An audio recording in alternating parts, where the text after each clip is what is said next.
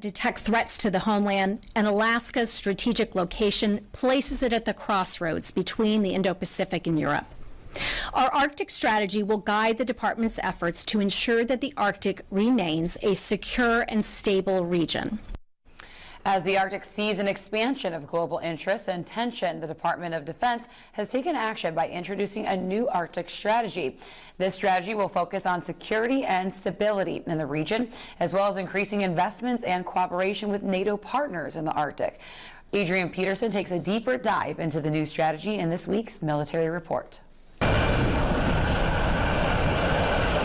Adversaries, allies, investments, and climate change. All four factors play a part in the DoD's new Arctic strategy that was released this week. Melting Arctic ice caps are opening new shipping lanes and attracting increased interest and activity from both the People's Republic of China and Russia. That activity has come in a multitude of shapes. Most concerningly, however, is that of naval and aerial exercises conducted by both the PRC and Russia near the coast of Alaska, as well as its airspace. They, in their strategic documents, continue to have the Arctic as an area where they want to explore, where we see them as trying to internationalize the Arctic region, to kind of turn it into a bit of a global commons so that they can have access and governance. That's what Ferguson said about China's interests and activities in the Arctic. She also stated that this is often done under the guise of scientific research, but most of those findings go toward military applications. To counteract this progression, the new Arctic strategy focuses on the impacts of climate change and how collaboration with NATO partners in the Arctic can help ensure defense capabilities for like-minded Arctic nations. For example, the Department of Defense supports the U.S. Coast Guard's program to strengthen U.S. icebreaking capability by procuring 3 new polar security cutters.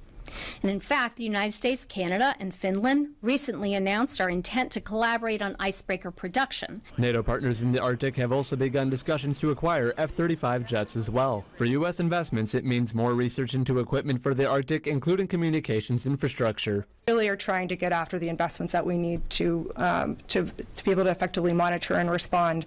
We try to be very specific in the domain awareness needs that we have, the communications architecture, the ISR architecture, the weather forecasting.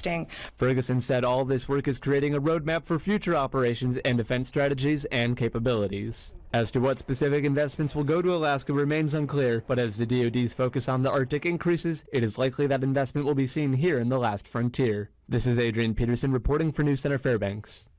The Military Report is brought to you by veteran-owned Walden Home Group. Ferguson also noted that this was the first time that the Pentagon made a point of Chinese and Russian collaboration in their Arctic strategy. In a Reuters article, the Kremlin was reported as saying that the Pentagon's concerns about their collaboration with China is misplaced.